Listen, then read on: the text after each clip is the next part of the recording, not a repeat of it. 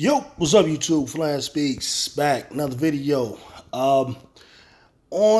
Since the Philadelphia Eagles and the Dallas Cowboys met in their Week 8 or Week 9 game, and the Philadelphia Eagles were able to win 28-23 at home off of some good play from Jalen Hurts and some timely defensive stops by the defense. There's been much talk about the reality of the game. One of the big narratives that came out of this here was that the Dallas Cowboys outplayed the Philadelphia Eagles and that Dak Prescott outplayed Jalen Hurts. And I really wanted to talk about this because I completely disagree with it. But what I'm going to use as the skeleton for what I'm going to talk about is a discussion that took place with Colin Cowherd and one of his guests, as well as some statements from Eagles favorite hater, all-time hater, Skip Bayless. So we're going to let this play, and I'm going to chime in. You know how we do. The Dallas Cowboys are better than the Philadelphia Eagles, and the Eagles know it. Today was just the Eagles' day. 3 fumbles they were so lucky to recover. 3 huge calls the refs choked on, crumbled under pressure from the Eagles crowd. Today was just the Eagles' day, but it will not be the Eagles' year. Now, first of all, this doesn't surprise me at all. This is just indicative of the relationship between the Eagles and the Cowboys as far as the rivalry goes. That's how it is. When one team beats the other one just can't accept it. I think actually the Philadelphia Eagles fan base is more willing to accept losses to the Dallas Cowboys because for years, Dallas has the overall win record over the Philadelphia Eagles. So that's not anything new, especially for anyone that's over the age of 40. Well, I say 35 or more, who remembers those days when Dallas was on top of the whole NFL. Now, I think Dallas Cowboy fans, especially older ones like Skip Bayless, refuses to accept that the Philadelphia Eagles, by and large, are a more successful franchise since those years, 95, right? So this is part of what they do. There's always some excuse. There's always some reason, some explanation, or there's y'all got to the Super Bowl, but you didn't win. When we used to get to the Super Bowl, we win, even though they don't factor in the fact that they can't even get to NFC Championship games or anything like that. But anyway, let's continue.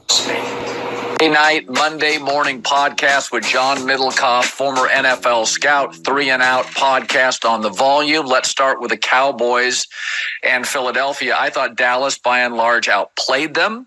Got a couple of officiating breaks that didn't go their way. They missed a touchdown by about the length of a football. I thought Philadelphia was super conservative on their last 2 or 3 drives. Now, let's see if this makes sense here. He said he feels as though, by and large, Dallas Cowboys outplayed the Philadelphia Eagles, and I'm wondering why. How is that possible? The Dallas Cowboys did not commit any turnovers whatsoever in the game. Despite this, the Philadelphia Eagles going into the fourth quarter were up 11 points. All right, I'm going to say that again. The Dallas Cowboys did not turn the ball over, nor did they provide short fields from mistakes. Despite that, the Philadelphia Eagles going into the fourth quarter was up 11 points. So just understanding football and how the numerical system works when it comes to scoring, it is virtually impossible to be outplayed. Now, the only way a Dallas or someone like Colin Cowherd or Skip Bayless or any of them can believe the Dallas Cowboys outplayed the Philadelphia Eagles is if they are only looking at the fourth quarter and looking at the fact that Dallas Cowboys gained more yards on the ground in the fourth quarter than the Philadelphia Eagles did. And we're going to look at that, and then we're going to see how Colin Cowherd actually describes what I'm talking about. But the conclusion that he comes to is irrational. This is one of those rare, what a great loss this was. You may get one of those every year. I thought Dallas outplayed them. What say you? Yeah, I'd have. Typically, when you lose a game that you could have won or you feel that you could have won, that's usually considered a crushing loss, a crushing defeat because you were so close and you lost. The idea that this was a good loss would only mean that you believe beforehand that you were the inferior team. And if that is the case, then then the Dallas Cowboys, we would have to say, is no different than the Washington Commanders. Because the Washington Commanders is a team that actually played the Philadelphia Eagles very close. The first meeting in Philadelphia, I believe it was, went down to overtime. Sam Howell actually was in a similar situation to what Dak Prescott was in at the end of regulation, and he scored a touchdown. And then in the second game, it went down to, the Eagles won by 7, but really they gave up all types of yards to the Washington offense. And Washington, I'm sure, feels in their heart that they can beat the Philadelphia Eagles. And many Eagles fans, like myself, feel as though the Washington games were more difficult than the Dallas game, that Sam Howell was actually more difficult to stop than Dak Prescott. That the wide receivers and the offense, by and large, of the Washington Commanders, the run game and the receivers, were harder to stop than the Dallas Cowboys were. To agree. I think the thing that hurts, though, if you're Dallas, and this goes back to early in the season, losing that Arizona game, now that 2 game, you got 3 losses, they got 1. I thought coming into this game, Dallas had to prove that they could win a gritty game, because the way they win is they blow people out, and this game was right there for them to win. I mean, Dak, for the most part, was brilliant. I would say that's one of the better games he's played in years. Yeah. Now, the sacks, not... All right. Real quick, it's true what he's saying, that loss to the Cardinals hurt them. That's without a doubt true. This is what led to people believing they probably can't beat the Eagles, because the Philadelphia Eagles, by and large, do not lose those types of games. The only game the Eagles lost to was to the Jets, which was, you would have to say, an anomaly at this point. And the Dallas Cowboys, they win typically when the defense is causing all types of turnovers, when the offense is giving short fields, and this, by and large, is an unsustainable way of winning. Unless you have, the Ray Lewis, 2000 Ravens defense, or you have the Legion of Boom of 2012 or 2013, which I don't think anyone thinks the Dallas Cowboys defense is that. Because if they were, they would not have lost that game by surrendering all those yards and points to the Arizona Cardinals and to the San Francisco 49ers. Totally his fault. I mean, he's under siege, but several sacks on the last 2 drives are killers. I mean, they really are. It puts you in 3rd and 20. The last, you got to go for the end zone in the last play. But overall, I'm with you. It's a good loss because Dallas showed a lot of toughness. They showed that their quarterback could match you. But ultimately, it's a numbers game, and it almost, I don't want to say the division's over, but I think it's going to be very, very difficult. Now Dallas is just kind of headed back to that wild card spot again, and having their trajectory in the playoffs are just road games. Yeah, and I think also, as you point out, this is the kind of game Dallas doesn't win, and it's the kind of game Philadelphia constantly wins. I know. So Dallas comes out of this thing and feels pretty good, and you want to say to yourself, have you been watching Philadelphia with Jalen Hurts for 2 years? This is how they win. Any game like, and by the way, I picked Philly to cover and win, and my whole play was best 3rd down team in the league, best 4th down team. Situationally, they'll pick up enough 1st downs to win. And I didn't love their last couple of drives, but this really is their formula. They get a lead. They have such a great pass rush. They're excellent situationally. Again, Dak doesn't step out of bounds. They get the 2-point conversion. But I think to your point, Dak holding on to the ball just a step too long is the difference. It is interesting. What I'll say about all of this is Colin Cowherd is kind of onto something, but really he's answering his own question. The Philadelphia Eagles have a particular formula, and as a fan of the Philadelphia Eagles, it's a formula that I don't like. I really cannot stand it. The defense, by and large, has shown the ability to tighten up in situations where they absolutely cannot give up points. Like, for example, you look at the first drive of the game. Dallas Cowboys go 3 and out. I know Dallas tried to establish the run game, which is a mistake against the Eagles, and in that 3rd down play, they didn't. But if you look at the coverage, the Philadelphia Eagles were playing tight on their receivers, and they were actually challenging them more. Okay? So then Philadelphia gets the ball. Eagles immediately score on their first drive. Of course, they convert a couple of tough third downs, couple of fourth down plays, whatever the case may be. They score 7. Dallas Cowboys come now. Once the Eagles have, I'm going to fast forward to when Dallas Cowboys were up 14-7. Then the Philadelphia Eagles, they tighten up their defense and they're able to get stops and score. This is typically, what Colin Cowherd is referring to. All right, so now the other question is, did Dak Prescott truly outplay Jalen Hurts? I say no, he did not. Now, Dak Prescott was phenomenal, especially in the first half, without a doubt. First 2 quarters, with the exception of that first drive, he was phenomenal. And I say so because he was doing a lot of all-script stuff. Philadelphia Eagles were giving Dallas a lot of really good looks that confused him for a moment. Right, they were able to get 1 sack in that first half, and then also they were forcing him to get out of the pocket. The coverage was good. Dak Prescott had to get out of the pocket, and he was completing all scheduled things. When a guy does that, you tip your hat. Hey, good play. Great play by Dak Prescott. You got to give him all the props in the world for that. But on the flip side, Jalen Hurts matched him, especially in that first half. Like I said, the first drive, we get down. Jalen Hurts makes tough pass, third down play to Goddard. Some good passes to A.J. Brown. We run it in the end with Gainwell for that touchdown. All right, on the second touchdown play, Jalen Hurts again. He actually on a bum knee that everyone has been talking about all week. He has to get out of the pocket, and he makes a nice pass to DeAndre Swift and some other good passes to different players off schedule stuff. And this, we're talking about on a bad knee. We know normally Jalen Hurts would run for more first downs, right? But he had to do it with his arm. And he scores another touchdown doing the quarterback sneak that the Eagles are famous for. So if you look at that first half, both guys account for 2 touchdowns. Dallas was able to get another field goal, so they were up 14-17 at the half. Now, when we go into the third quarter, the Philadelphia Eagles and Jalen Hurts completely outplays Dak Prescott in that third quarter. There's 2 long scoring drives. All right, that culminate in 2 touchdown passes. One to Devontae Smith, the pass, which was the best pass of the game. Of all the passes everyone made, that was the best pass of the game.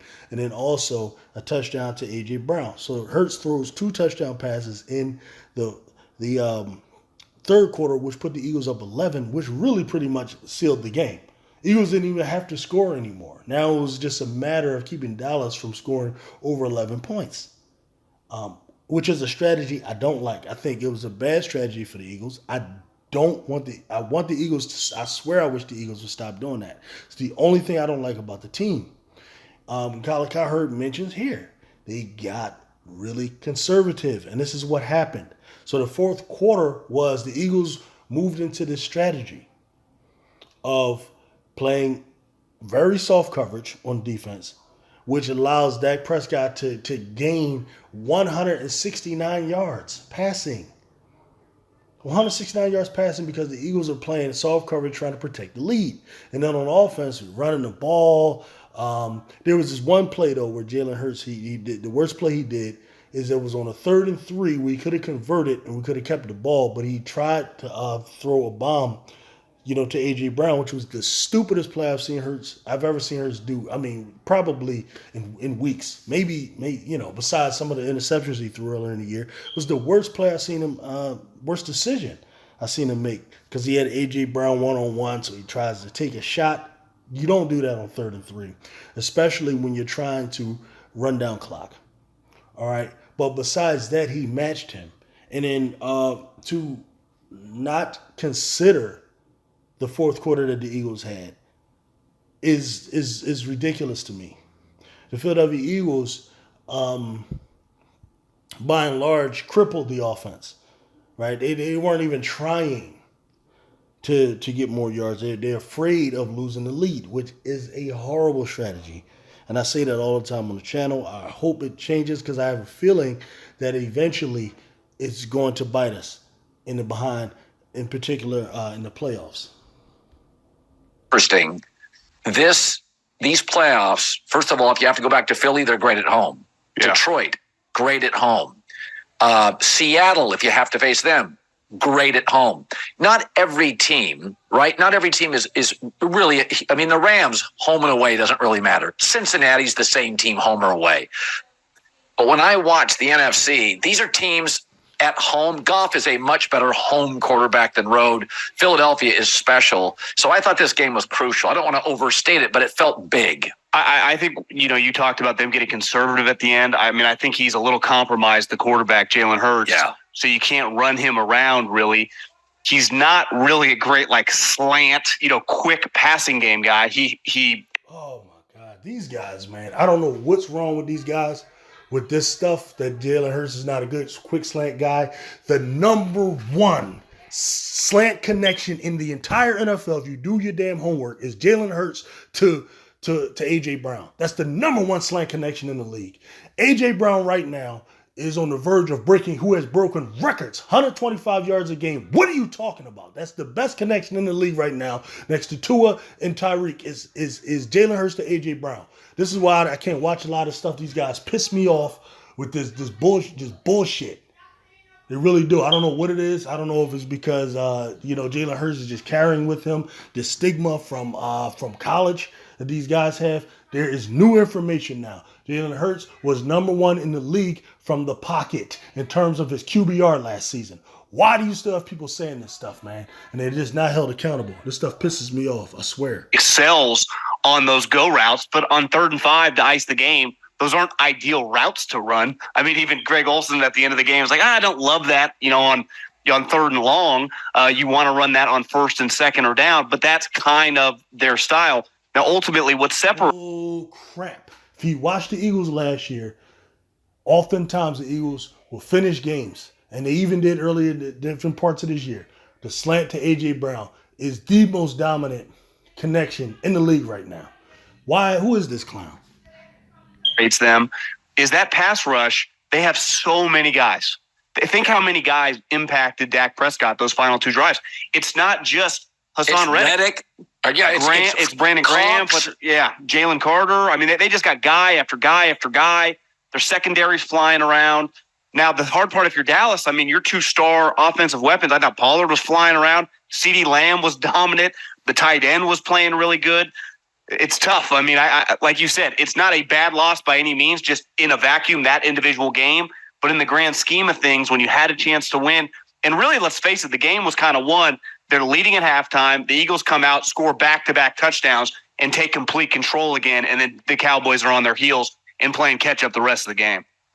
One of the things that did... That's the most truthful thing you said at the end. That's actually what happened. That's why Dak Prescott ends up with over 370-some-odd yards passing, which Jalen Hurts ends up with only 207. But Jalen Hurts' 207 is more meaningful than Dak's 400 or nearly 400. That's the stuff I look at. And to me, that's why he didn't outplay him. It's about how many impactful plays you make more so than how many yards you have. Drive me nuts on that final drive for Dallas is they really outplayed Philadelphia for big chunks, but situationally, a delay of game, an illegal... I disagree with that. Sure, he made a couple of plays, but there was a big pass interference on James Bradbury, which got you to midfield, and then there was a roughing the passer on Hassan Reddick. Now, of course, that's the Eagles' fault. That's not Dallas's fault. But don't tell me they were just driving up and down the field on that last drive. That's nonsense. It's nonsense. And the time before that, where they drove down the field and the tight end didn't get in because his knee was down. That's not the Eagles' fault. Sure. And then the other play. And see, the thing about it, too. See, if Dallas scores right there and the Eagles are on offense, the Eagles change the way they play offense. They do. Which I'm not going to get into. What happened the way it was supposed to happen. That is what it is. Motion. This is where Dallas struggles. It's just in the details. You can't have delay of games when you're down there, right? I know you don't have timeouts. What are you delaying? You can't take sacks, let alone penalties. Yeah. So again, it's crisis management. That's where I think Philadelphia is really, really good, and that's strange because they have a young coordinator, a young head coach, a young quarterback. Dak and McCarthy and Schott and I have been around this sport combined forever. I know. And Philadelphia's got all the kids. And all of that is because of one man, Jalen Hurts. Jalen Hurts' coolness and calmness. It's not Nick Sirianni. Nick Sirianni is very erratic. Nick Sirianni gets afraid. Nick Sirianni's calmness only comes through Jalen Hurts' calmness. That's the reality of it. Jalen Hurts' mentality of just being consistent and being calm, controlling what you can control, not worrying about the things that you can't, is the constant. It's the constant. I'm going to stop there pretty much. That's pretty much what I wanted to get at. I don't want this video to be too long. So thanks for tuning in, man. I get with y'all. Peace.